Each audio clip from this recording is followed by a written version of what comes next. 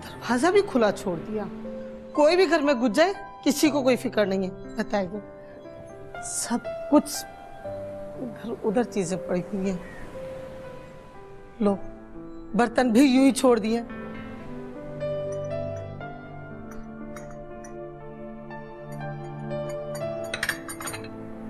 बाजी, बाजी चाय बना रही हूँ, पियेंगी आप? मेरे ख्याल से नहा रही होंगी। बाजी, बाजी, बाजी मैं चाय बना रही हूँ, पियेंगी आप? बाजी, बाजी, बाजी, क्या हो गया बाजी आपको? पैसा बाजी, बाजी, सांप थी,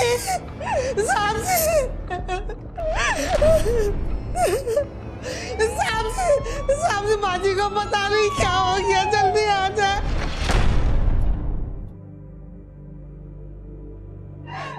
तुम ऐसा करो, इसे ले जाओ और इससे तफ्तीश करो। जाओ इसके साथ।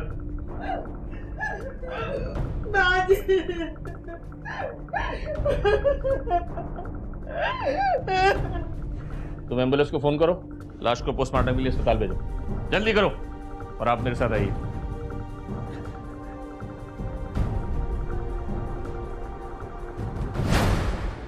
साहब के बीवी के साथ कैसे ताल्लुकात थे? बस जी, हम औरतों के नसीब में यही कुछ तो लिखा होता है। क्यों? क्या मतलब? मारता पीटता था साहब बीवी को? जी, 1 साल पहले मेरा शहर में तबादला हुआ था और मैं इसी बिल्डिंग में शिफ्ट हुआ। बिल्डिंग के चौकीदार ने ही रेकमेंड किया था रजिया को। रजिया इस बिल्डिंग के दूसरे फ्लैट्स में भी काम करती है। खालसा बाजी बहुत दुखी थी। साहब जी छोटी छोटी बात पर बहुत गुस्सा हो जाते थे और मारना पीटना शुरू कर देते थे। शादी के दूसरे महीने में ही पहला बच्चा जाया हो गया था उनकी मारपीट की वजह से, और वो फिर उम्मीद से थी। अच्छे भरोसे वाली खातून है ये। आपकी किसी से कोई दुश्मनी है? मेरा मतलब है किसी पे शक? शक? भला हमारी किसी से क्या दुश्मनी हो सकती है? मुझे तो शहर में आए हुए मुश्किल से 1 साल भी पूरा नहीं हुआ और मैं यहाँ इतने लोगों को जानता भी नहीं हूँ। अच्छा ये बताओ, आखिरी झगड़ा कब हुआ? मैं किचन में काम कर रही थी, साहब ने दरवाजा नॉक किया। मुझे आने में देर हो गई, बेगम साहिब आई और दरवाजा खोला और साहब ने मारना पीटना शुरू कर दिया। इतनी सी बात पे समझ में नहीं आ रहा कि ये सब क्या हो गया। मेरी बीवी और होने वाले बच्चे की किसी से क्या दुश्मनी हो सकती थी? तो दोनों इस दुनिया में नहीं रहे। आप घर से किस वक्त निकले थे? तकरीबन 8:30 बजे हस्ब मामूल नाश्ता करके मैं निकला था। जिस वक्त रजिया का फोन आया था आप ऑफिस में थे? जी नहीं, मेरा फील्ड रिसर्च का काम है और मैं सुबह 9 बजे हाजिरी लगाकर ही निकल गया था। आपके साथ कोई था? नहीं। जिस वक्त रजिया का फोन आया था उस वक्त आप कौन सी दुकान पर थे? ये क्या आप मुझसे किस किस्म के सवालात कर रहे हैं? रूटीन की तफ्तीश है मेरे भाई, इसी किस्म के सवाल किए जाते हैं।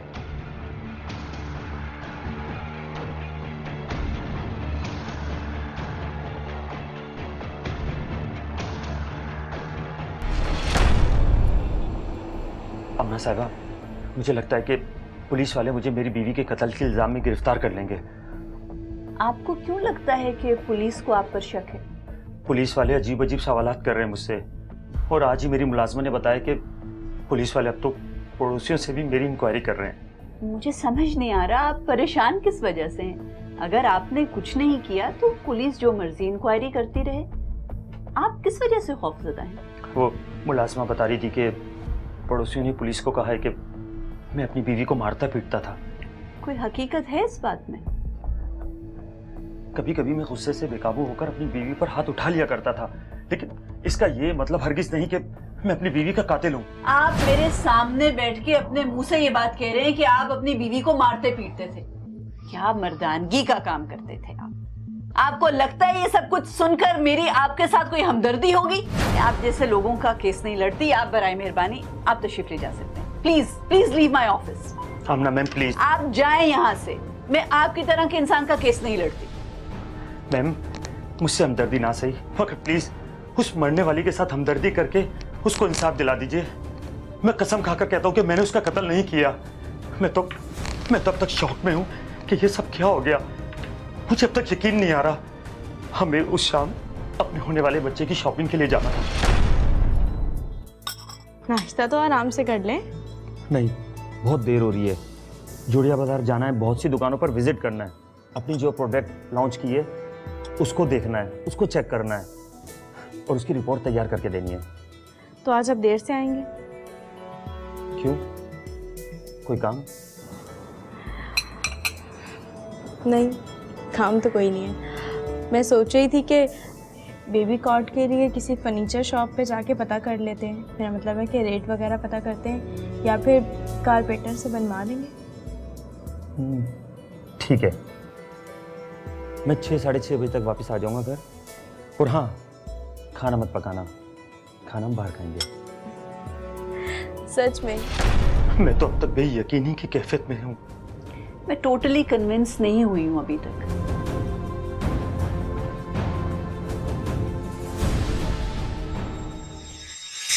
गुज़िश्ता बरस पाकिस्तान में 1607 औरतें अगवा और 1745 औरतें कत्ल हुई। खवातीन के खिलाफ तशद्दुद के 989 केसेस रजिस्टर हुए। 575 औरतों ने खुदकुशी की। 432 औरतें गैरत के नाम पर कत्ल हुई। औरतों के साथ ज्यादती या इज्तिमाई ज्यादती के 822 वाक़यात रिपोर्ट हुए, जबकि औरतों पर जिनसी तशद्दुद के 58 केसेस रजिस्टर हुए।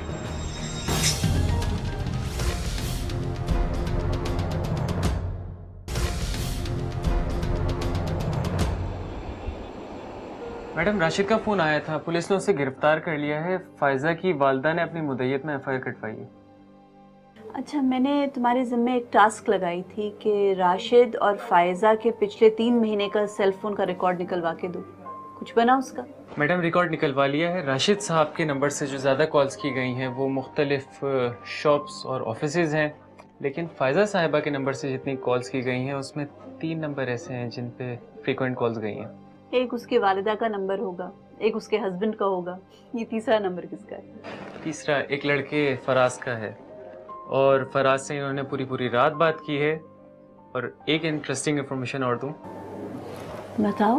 फराज साहब ने अपना पोस्टपेड पैकेज चेंज करवाया है कुछ दिन पहले, अपना एड्रेस अपडेट कराया है। और आपको पता है वो एड्रेस क्या है? राशिद की बिल्डिंग में कोई अपार्टमेंट है? आपका जवाब दुरुस्त है। तुम ऐसे करो कि हमने अदालत में अब हेयरिंग में जिन लोगों को समन कराना है उस लिस्ट में फराज का नाम भी डालो। ठीक है मैम।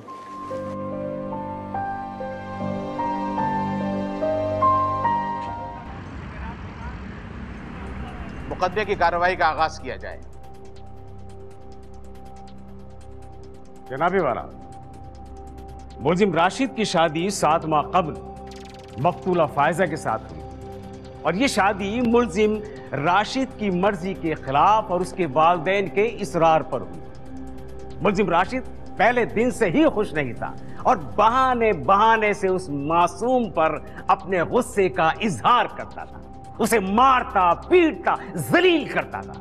इस मारपीट के नतीजे में मासूम फायजा का इस कातिल हमल भी हो चुका। ये कातिल है, कातिल, बच्चे का कातिल, मासूम बच्चे का कातिल जो इस दुनिया में नहीं आया।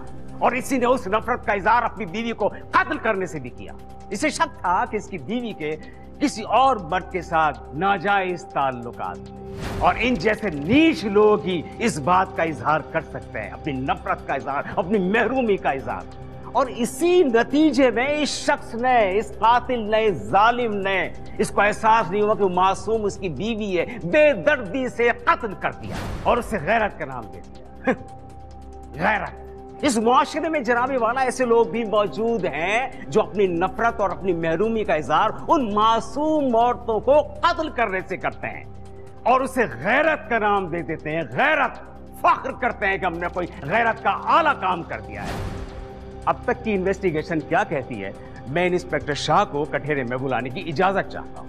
Yes, permission granted. Inspector Shah हाजिर हो। इंस्पेक्टर शाह साहब, अदालत को बताइए कि आपकी अब तक की तफ्तीश क्या कहती है? सर, 8 अप्रैल को दिन 12 बजे ईडन रॉक अपार्टमेंट से फ़ोन आया कि वहाँ कत्ल हो गया है। और जब हम मौके वारदात पे पहुँचे तो फायजा की लाश खून में लथपथ पड़ी थी। पोस्टमार्टम की रिपोर्ट के मुताबिक फायजा पर 42 छुरियों के वार किए गए थे और ये वार घर की आम छुरी से किए गए थे। जिसने भी कत्ल किया था शदीद नफरत से कत्ल किया था। अच्छा शाह साहब, अब तक आपने क्या सबूत इकट्ठे? अब तक जो बयानात कलमबंद किए गए हैं उसमें यह बात सामने आई है कि मुल्जिम राशिद अपनी बीवी पर बहुत तशद्दुद करता था।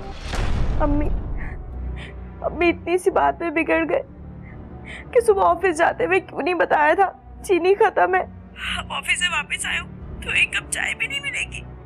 मैंने कहा अभी कि मैं पड़ोस में जाके थोड़ी सी चीनी उधार मांग के ले आती हूँ। इसी बात पे मुझे मारने पीटने लगे कि बेइज्जत कराऊंगी लोगों के सामने। हम भूखे नंगे हैं, हमारे पास कुछ नहीं है, हमारी इज्जत नहीं है, और इतना मारा मुझे।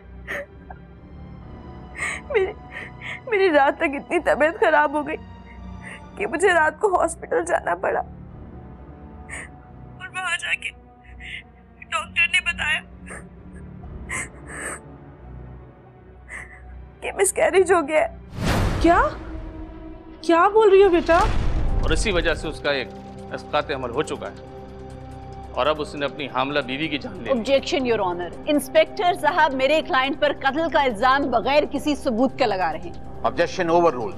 शाह साहब, आपने क्या सबूत इकट्ठे किए हैं और आप ये बताना पसंद करेंगे कि कत्ल का असल मुहर्रिक क्या है? जनाब अली, फायजा के फ़ोन डेटा से ये बात मालूम हुई है कि फायजा किसी फराज नामी शख्स से रात भर बातचीत करती थी। तफ्तीश करने पर पता चला कि फराज इनका दूर का ददियाल का रिश्तेदार है। फायजा से शादी करना चाहता था लेकिन ख़ानदानी झगड़ों की वजह से ये रिश्ता ना हो सका। लेकिन उसने फायजा से अपने मरासिम बरकरार रखे और उसने उसी अपार्टमेंट के अंदर अपना एक फ्लैट किराए पर ले लिया और वहीं शिफ्ट हो गया। इस बात का इल्म राशिद हो गया और उसने इश्तियाल में आकर अपनी बीवी का कत्ल कर दिया। योर ऑनर, क्या आयो साहब से कुछ सवालात मैं भी कर सकती हूँ? इजाजत है। इंस्पेक्टर साहब, आपके पास कोई सबूत है कि मियाँ बीवी के दरमियान झगड़ा इस वजह से होता था क्योंकि राशिद साहब को अपनी बीवी के किरदार पर शक था? किसी ने इस किस्म का बयान दिया, कोई गवाही दी, या मुल्जिम ने खुद इस बात का इकरार किया? जी नहीं, ऐसा किसी ने कोई बयान नहीं दिया। मुल्जिम बहुत पक्का है। इसने अभी तक ये भी जाहिर नहीं किया, इस इल्म हो गया था कि इसकी बीवी के नाजायज़ ताल्लुकात हैं। मकतूला के जिस्म पर 42 वार थे जिसमें से 35 वार सिर्फ पेट पर थे। इंस्पेक्टर साहब, सिर्फ मफरूजों से बात नहीं करें, बात सबूत के साथ करें। मेरा क्लाइंट सुबह 8:15 से 8:30 बजे के दरमियान अपने ऑफिस के लिए घर से निकल चुका था। पोस्टमार्टम की रिपोर्ट कहती है कि कत्ल सुबह 9:30 से 10:30 बजे के दरमियान हुआ। आपके पास कोई गवाह है, कोई ऐनी शाहिद है, कोई सबूत है जो इस बात की गवाही दे सके कि मेरा क्लाइंट दोबारा वारदात के टाइम पर अपार्टमेंट पर आया, किसी ने उसको अपार्टमेंट में जाते देखा हो या वहां से निकलते हुए देखा हो? जी नहीं, आपका क्लाइंट इस बात को प्रूव नहीं कर सका कि वो कत्ल के वक्त कहाँ था। हमारी तफ्तीश पूरी कहती है कि वो उस वक्त वहाँ मौजूद था। किस तफ्तीश की बिना पे आप ये कह रहे हैं कि मेरा क्लाइंट जाए वारदात पर मौजूद था? मेरे क्लाइंट ने अपने बयान में बताया कि वो सुबह 9:30 से 10:30 बजे के दरमियान जोड़िया बाजार में था। क्या आप वहां गए? आपने वहां से किसी का बयान लिया? किसी दुकानदार का बयान है आपकी तफ्तीश में? जी नहीं। किस कॉन्फिडेंस से आप कह रहे हैं कि आपकी तफ्तीश मुकम्मल हो गई? योर ऑनर, अगर इंस्पेक्टर साहब ने अपना काम ईमानदारी से किया होता तो इन्हें इस बात का सबूत मिल जाता कि मेरा क्लाइंट 8 अप्रैल को जाए वारदात पर मौजूद नहीं था, बल्कि वाकई जोड़िया बाजार की दुकानों पर विजिट कर रहा था। योर ऑनर, मेरे क्लाइंट पर बगैर किसी सबूत के कत्ल का ये बेबुनियाद इल्जाम लगाया जा रहा है। योर ऑनर, इस केस की मुद्दई सकीना साहिबा को कटहरे में बुलाने की इजाजत चाहूंगा। Yes, permission granted. सकीना साहिबा, आप इतने वसूख से कैसे कह सकती हैं और आपको क्यों यकीन है कि इस कत्ल का, यानी कि आपकी बेटी को कत्ल राशिद ने किया है, जबकि आप उसको अच्छी तरह से जानती हैं और वो आपका भांजा भी है? अभी कुछ दिन पहले ही मेरी बेटी का फोन आया था। वो मासूम बहुत रो रही थी। अम्मी, राशिद दिन ब दिन पागल होता जा रहा है। किसी न किसी बात पे मुझे मारता पीटता रहता है।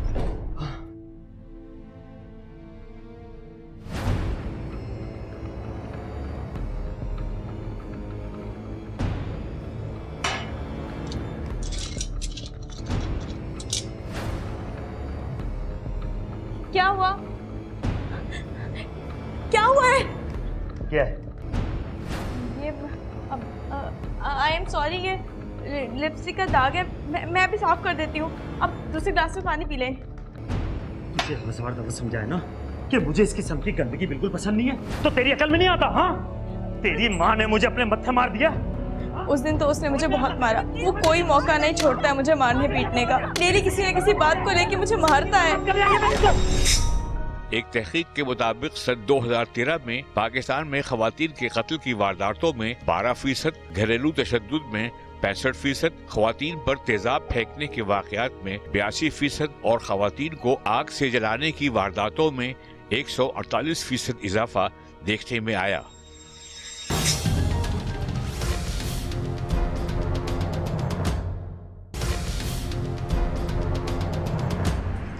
वकील साहब, मैंने उससे कहा तुझे वहां अकेले रहने की जरूरत नहीं है, यहाँ पर आ जा। वहां रहेगी तो तेरी जान को और तेरे होने वाले बच्चे को भी खतरा है, नुकसान हो सकता है।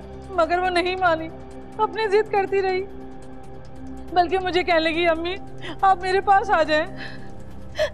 कहाँ से लाऊं अपनी बच्ची को? योर ऑनर, क्या सकीना साहिबा से कुछ सवालात मुझे भी करने की इजाजत है? इजाजत है। सकीना साहिबा, आपने जैसे अभी अदालत को बताया कि आपकी बेटी बहुत मुश्किलात में रह रही थी राशिद साहब के साथ, तो अगर इतना घरेलू तशद्दुद होता था, उन पे मारपीट होती थी, वो वहाँ खुश नहीं थी, तो आपने अपनी बेटी को उस माहौल से निकालने की कोशिश क्यों नहीं की? कभी खुला की बात की? वकील साहिबा, जब भी झगड़े होते थे इसकी वालदा आके सुलह करवा देती थी और कहती थी इसका बाप भी जरा गुस्से में ऐसे ही था, बच्चा होगा ना सब सही हो जाएगा। इतना लड़ाई झगड़ा होने के बावजूद अगर वो अपने शौहर का घर छोड़ के वापस अपने माँ बाप के घर नहीं आई, तो इसका तो मतलब यही है कि उनको अपने खामन से जान का खतरा नहीं था। बस मुझसे यही गलती हो गई।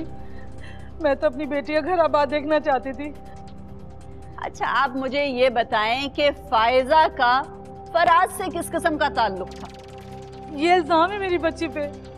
वो तो हमारे रिश्तेदार है। फायजा और फराज बचपन में एक ही स्कूल में पढ़ते थे। फायजा फराज को अपना कजन समझती थी।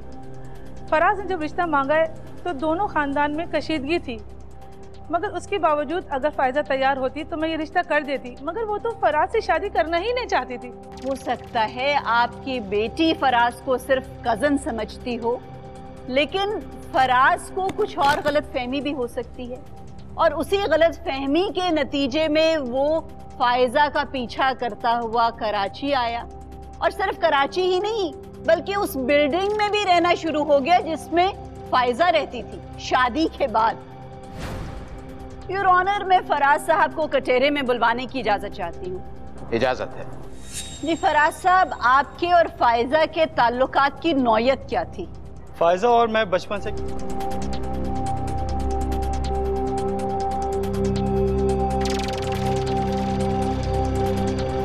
क्या आप फायजा की शादी के बाद भी उसको मिलते थे? ताल्लुक कायम रखा था आपने? जी, मैंने उससे बात करने की कोशिश की थी, लेकिन वो मुझसे शुरू में बात नहीं करती थी। लेकिन जैसे जैसे वक्त गुजरता गया वो तंग होती गई राशिद से, और एक टाइम आया कि वो मुझसे खुद बात करने लगी और मुझे बताने लगी कि वो उसको मारता है, पीटता है, उसको तशद्दुद करता है उस पर। मुझे बहुत दुख होता था। राशिद अपने काम से आउट ऑफ सिटी भी जाता था, वो अकेली रहती थी, बोर भी हो जाती थी, डरती भी थी। वो इस वजह से ही मुझसे बात कर लिया करती थी। मेरे फादर को नहीं पता था कि राशिद और फायदा यहाँ पर सेटल हो गए हैं कराची में, लेकिन मेरे फादर ने मुझसे कहा कि मैं कराची में अपने बिजनेस की एक ब्रांच खोलना चाहता हूँ, जहाँ का हेड वर्क उन्होंने मुझे बनाया। मुझे तो ऐसा लगा जैसे मेरी मुराद पूरी हो गई, और फाइनली फिर मैं कराची आ गया, और आने के बाद सबसे पहले मैंने फायजा की ही बिल्डिंग में मैंने फ्लैट किराए पे लिया। आप उसका पीछा करते करते कराची आ गए, उस बिल्डिंग में शिफ्ट हो गए जहाँ वो रहती थी। सर, अदालत को ये तो बताएं कि 8 अप्रैल को जिस तारीख को उसका कत्ल हुआ, आप कहाँ थे उस वक्त सुबह 9:30 से 10:30 के दरमियान? एक्चुअली हमारा गाड़ियों का बिजनेस है और मैं तकरीबन ऑफिस के लिए 12 साढ़े 12 के दरमियान निकलता हूँ। इसका मतलब है कि 8 अप्रैल को सुबह 10:30 11 बजे तक आप अपने घर में ही मौजूद थे? या फोर्स। कोई और था आपके साथ घर में? नहीं। मैं आपसे ये पूछ रही हूँ कि 8 अप्रैल की सुबह उस दिन कोई मुलाजिम था आपके घर? जी नहीं। यानी 8 अप्रैल की सुबह जिस वक्त फायजा का कत्ल हो रहा था, आप उसी बिल्डिंग में मौजूद थे और आपके पास कोई गवाह नहीं है ये बताने के लिए कि आप अपने अपार्टमेंट में थे और फायजा के अपार्टमेंट में नहीं थे। मौसूफ, आप तो उस बिल्डिंग में रहते थे, आपको तो फायजा की घर की एक एक एक्टिविटी का पता था कि राशिद साहब कितने बजे ऑफिस जाते हैं, घर की मुलाजमा कितने बजे फायजा के घर आती है, फायजा घर में कब अकेली होती है। आपके पास मौका भी था और मोटिव भी था उसको मारने का। आपका रिश्ता रद्द करके, आपको ठुकरा कर उसने राशिद से शादी कर ली और जब राशिद से शादी में वो खुश नहीं रही तो आपसे दोबारा उसने ताल्लुक पैदा कर लिया। लेकिन अब जबकि वो राशिद के बच्चे की मां बनने वाली थी, वो एक मर्तबा फिर आपको ठुकराने वाली थी और ये आपसे बर्दाश्त नहीं था कि एक ही औरत से 2 मर्तबा आप रुस्वा हो। इतनी नफरत थी ना, इतनी नफरत थी, इसीलिए उस पे दर पे छुरी के वार किए, उसके बच्चे को भी मार दिया, उसको भी मार दिया। झूठ है ये सब, मैंने कुछ नहीं किया ऐसा। आपकी गलतफहमी है ये। माना कि मैं फायजा से बहुत प्यार करता था, उसके दर्द को मैं दिल से महसूस करता था और वो मुझसे सिर्फ इसलिए बात करती थी क्योंकि वो बार बार अपना दुख अपनी माँ को नहीं देना चाहती थी। इस वजह से सिर्फ उसका हमराह सिर्फ मैं था। राशिद का रवैया फायजा के साथ बिल्कुल नेगेटिव था। वो शहर में रहने के बावजूद पूरी रात घर नहीं आता था और पिछले 1-1.5 महीने से वो मुझसे कुछ कह रही थी।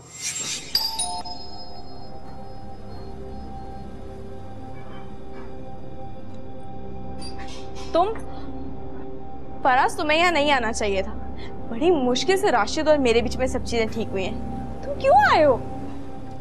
कमान फायजा, तुम उसको बता क्यों नहीं देती कि मैं तुम्हारा रिश्तेदार हूँ और तुम्हारा दोस्त भी?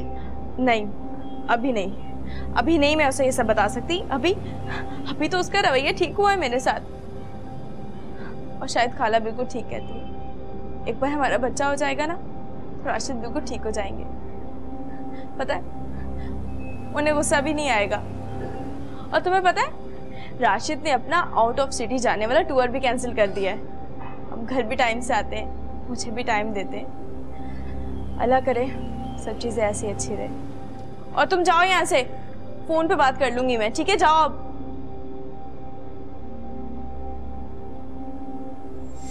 फाइनली मैंने अपने आप से समझौता कर ही लिया और समझा लिया अपने दिल को कि फायजा मेरी कभी भी नहीं हो सकती और मैंने सोच लिया था कि मैं उसकी ज़िंदगी से दूर चला जाऊंगा। एक बात मैं आपको बता दूं, मेरा फायजा के साथ रिश्ता बहुत ही ज़्यादा सिंसियर और साफ़ सुथरा था, ये तो मेरा रब जानता है। लेकिन इस बात का मुझे यकीन हो गया था कि इस शख्स को शक हो गया है और इसी ने मारा है फायजा को, इसी शख्स ने। तू मेरा घर बर्बाद कर रहा था, मेरी बीवी से छुप छुप के मिल रहा था। अरे अगर मुझे कत्ल करना होता तो मैं सिर्फ तेरा कत्ल करता, समझा तू? ऑर्डर। अपने जज्बात को काबू करें और अदालत के डेकोरम का ख्याल रखें। यह अदालत हुक्म देती है कि इस केस की असर नौ तफ्तीश की जाए और जब तक तफ्तीश मुकम्मल ना हो मिस्टर फराज शहर से बाहर नहीं जा सकते। इस केस की समाअत 15 दिन के लिए मुलतवी की जाती है। The case is adjourned for 15 days। एक तहकीक के मुताबिक औरतों के कत्ल के 70% केसों में उनके शौहर या भाई मुलव्विस होते हैं। सन 2012 में अमेरिका में 1181, इंग्लैंड में 102 और फ्रांस में 165 औरतें अपने शौहर या करीबी अजीजों के हाथों कत्ल हुई।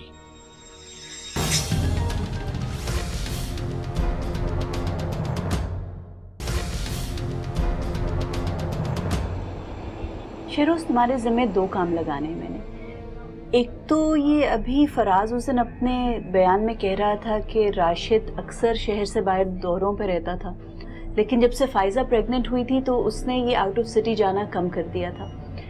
मैं ये सोच रही थी कि अगर आउट ऑफ सिटी विजिट करना उसकी जॉब डिस्क्रिप्शन में शामिल था तो राशिद अपनी मर्जी से कैसे रिफ्यूज़ कर सकता है कि मैं अब आउट ऑफ सिटी नहीं जाऊँगा। एक तो उसके ऑफिस जाके चेकअप करो कि असल मामला क्या है। दूसरा, मैं देख रही थी ये जो तुमने फाइल मुझे दी थी फायजा और राशिद के सेलफोन का रिकॉर्ड, इसमें एक नंबर है जो राशिद के सेलफोन के रिकॉर्ड पर है और इस पे बहुत ज़्यादा बात होती थी, लेकिन पिछले 1.5 महीने से ना कोई इनकमिंग है और ना कोई आउटगोइंग इस नंबर पे जा रहा है। ये फाइल ज़रा चेक करो, ठीक है? ये दोनों काम आपने मुझे आज की तारीख में चाहिए मुझे।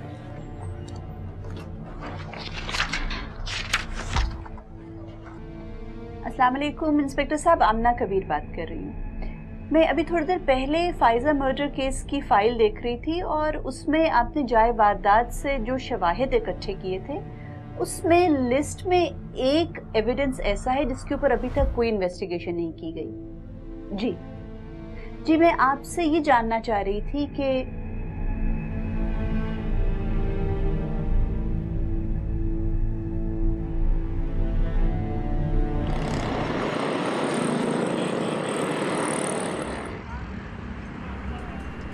योर ऑनर, हमारे सिस्टम का अलमिया ये है कि काम के लोड के बायस तफ्तीश वक्त बचाने के तहत की जाती है और बहुत से अहम शवाहिद इस वजह से गैर जरूरी कह के रद्द कर दिए जाते हैं ताकि वक्त का ज़िया ना हो। योर ऑनर, इस केस में भी कुछ ऐसा ही हो रहा था। तफ्तीशी टीम ने मकतूला के फोन रिकॉर्ड्स को तो एनालाइज किया, लेकिन मुल्जिम राशिद के सेल फोन को एनालाइज नहीं किया गया क्योंकि मुल्जिम राशिद का सेल फोन उनको ऑफिस से मिला था और उसकी कॉल हिस्ट्री बहुत तवील थी। हालांकि योर ऑनर, जब मैंने वो कॉल हिस्ट्री चेक की तो उसमें से मुझे एक इम्पॉर्टेंट क्लू मिला। इसके अलावा योर ऑनर, जाए वारदात से पाए जाने वाले शवाहिद भी कुछ मुख्तलिफ मुमकिनात की तरफ इशारा कर रहे थे। सर, जाए वारदात से मिलने वाली शवाहिद की लिस्ट जब मैंने चेक की तो उसमें एक आइटम ऐसा लिस्टेड था जिसने मुझे हैरत में डाल दिया। योर ऑनर, लाश के पास से मिलने वाली एक कांच की टूटी हुई चूड़ी। योर ऑनर, कांच की चूड़ी अगर टूटे तो कलाई पे थोड़ी बहुत खराश तो आती है, लेकिन पोस्टमार्टम में लिस्ट की गई 42 ज़रबों में से मकतूला की कलाई पर एक भी ज़रब नहीं लगी थी। और योर ऑनर, एक इंटरेस्टिंग फैक्ट तो ये भी है कि खवातीन कांच की चूड़ियां दर्जनों की तादाद में पहनती हैं, कभी एक कांच की चूड़ी नहीं पहनती। और मकतूला फायजा ने कांच की चूड़ियां नहीं पहनी हुई थी। योर ऑनर, लाश के पास से मिलने वाली ये टूटी हुई कांच की चूड़ी इस पॉसिबिलिटी की तरफ इशारा कर रही थी कि मकतूला का कत्ल हो सकता है कि किसी औरत ने किया हो। योर ऑनर, इससे पहले कि मैं अदालत के सामने अपनी टीम की फाइंडिंग्स रखूं, मैं चाहूंगी कि अपने क्लाइंट के जरिए कुछ चीजें अदालत के सामने क्लियर कर सकूं। इजाजत है। राशिद साहब, हमने आपके दफ्तर से मालूमात करवाई कि पिछले 6 महीने में आप ऑफिशियल काम से कितनी मरतबा शहर से बाहर गए। तो हमें दफ्तर से ये मालूम हुआ कि आप ऑफिशियल विजिट पर तो शहर से बाहर नहीं गए, लेकिन आपने अपनी वालिदा की बीमारी का बहाना बनाकर 3-4 मरतबा दफ्तर से लीव ली और कहा कि मैं लाहौर जा रहा हूँ। लेकिन जब हमने आपकी वालिदा से पूछा तो उन्होंने हमें बताया कि आप शादी के बाद मुश्किल से एक दफ़ा लाहौर उन्हें मिलने आए हैं और 2 दिन से ज़्यादा आपने स्टे नहीं किया। आज आप अदालत के सामने ये बात बता दें कि आप अपनी वालिदा की बीमारी का बहाना करके असल में किससे मिलने जाते थे? मेरा जब कराची तबादला हुआ शादी से पहले तो यहाँ एक लड़की थी रमना, वो यहाँ कराची ब्रांच में जॉब करती थी। मेरी और उसकी काफ़ी अच्छी अंडरस्टैंडिंग हो गई थी और मेरा और उसका दिमाग भी मिलता था। मैं उसको प्रपोज भी कर लेता, लेकिन वो हमारी बरादरी की नहीं थी और मुझे पता था कि अगर मैं अपने घर वालों को रिश्ता भेजने के लिए कहूँगा तो वो कभी भी नहीं मानेंगे। मेरे घर वालों ने मेरी मर्ज़ी के बगैर मेरा रिश्ता मेरी कज़न के साथ तय कर दिया। उसमें मेरी मर्ज़ी बिल्कुल शामिल नहीं थी और मैं रमना से झूठ बोलकर लाहौर गया और वहाँ मेरे घर वालों ने मेरी शादी फायजा से कर दी। इसके बाद मुझे बिल्कुल नहीं पता कि रमना कहाँ है और वो जॉब भी छोड़ के जा चुकी थी। राशिद साहब, मुझे अंदाज़ा है कि आप अदालत के सामने अभी भी हिचकिचा रहे हैं कुछ बातें बताने में, और जो बात आप अदालत के सामने नहीं बता पा रहे वो ये कि आप शादी के बाद भी रमना को मिलते रहे हैं और आपको नहीं मालूम कि आपने जब रमना को छोड़ दिया तो उस पर क्या कुछ गुजरी। इसके लिए योर ऑनर, मैं चाहूँगी कि रमना के भाई बिलाल को कटेरे में बुलवाऊं क्योंकि इस केस से जुड़ी हुई बहुत सी इंपॉर्टेंट बातें जो फायजा के कत्ल तक की मालूमात प्रोवाइड करेंगी, उसके लिए उनका बयान लेना बहुत ज़रूरी है। Yes, permission granted. जज साहब, ये राशिद निहायत ही झूठा और बदअहद आदमी है और ये झूठ बोल रहा है। ये फिर कभी रमना से नहीं मिला था। कुछ दिन पहले मैंने रमना का लैपटॉप देखा था जिसमें वो अपने जज्बात और एहसासात लिखती थी। 23 मार्च को वो एक नोट में लिखती है,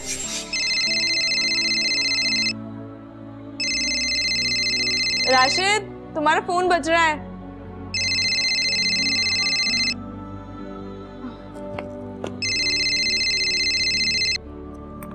हेलो हेलो, आप कौन? मोहतरमा, मैं मिसेस राशिद बात कर रही हूँ। राशिद नहा रहे हैं इस टाइम। अगर आपको कोई भी मैसेज देना है तो मुझे बता दें। मिसेस राशिद? सॉरी, शायद गलत नंबर लग गया, रॉन्ग नंबर। उस दिन के बाद काफ़ी दिन तक उसको कोई नोट तो नहीं मिला, मगर मैं देख रहा था एक्यूट डिप्रेशन में जा रही है।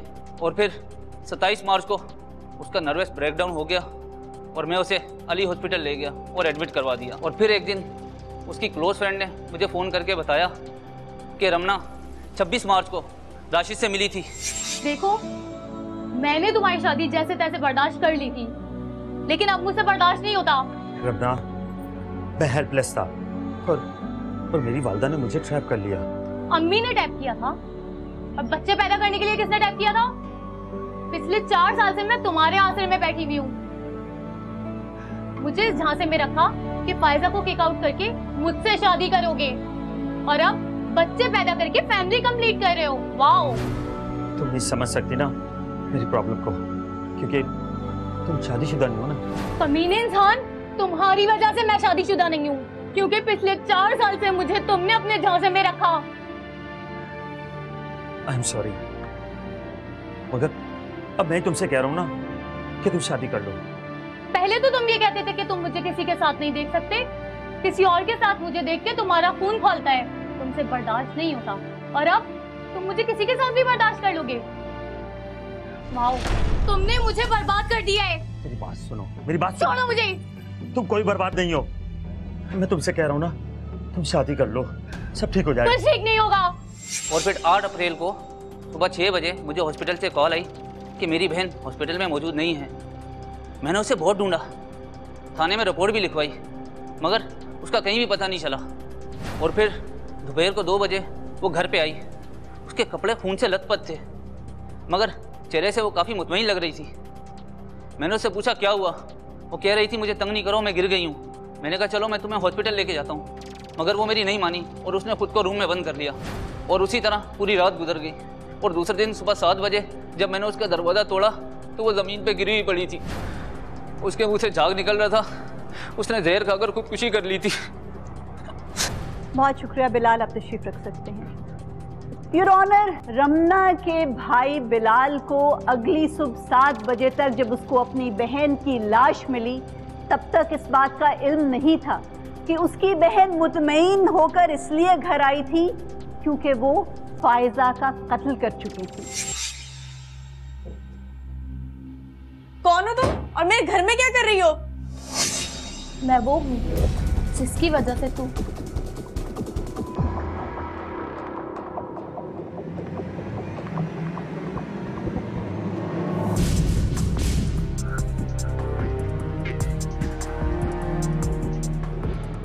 उसका घर नहीं बच सका तो उसने राशिद का घर भी उजाड़ दिया, उसकी बीवी को भी मार दिया और उसके होने वाले बच्चे को भी। योर ऑनर, हमें रमना के घर से वो खून आलूद कपड़े भी मिल गए जो उसने वारदात के दिन पहनकर फायजा को कत्ल किया था। योर ऑनर, वो कपड़े हमने फॉरेंसिक लैब में ब्लड टेस्ट के लिए भिजवाए तो उससे फायजा के ब्लड टेस्ट से मैचिंग भी हो गई, जिससे ये बात 100% तय हो गई कि फायजा को कत्ल करने वाला कोई और नहीं बल्कि राशिद साहब की साबिका महबूबा रमना थी। लिहाजा मेरी अदालत से दरख्वास्त है कि मेरे क्लाइंट को बाइज्जत बरी किया जाए। वकला की बहस, पेश किए गए शवाहिद और बिलाल की गवाही के बाद अदालत इस नतीजे पर पहुंची है कि मुल्जिम राशिद ने अपनी बीवी को कत्ल नहीं किया, बल्कि रमना ने फायजा को कत्ल करके खुदकुशी कर ली थी, लिहाजा ये अदालत मुलजिम राशिद को बेकसूर मानते हुए उसे रिहा करने का हुक्म देती है। चूंकि रमना ने फायजा को कत्ल करके खुदकुशी कर ली थी, लिहाजा अदालत इस केस की फाइल को बंद करती है। The case is disposed of. Court number 5 में अगर आप भी कोई केस पेश करना चाहते हैं तो हमें ईमेल करें court5@sama.tv।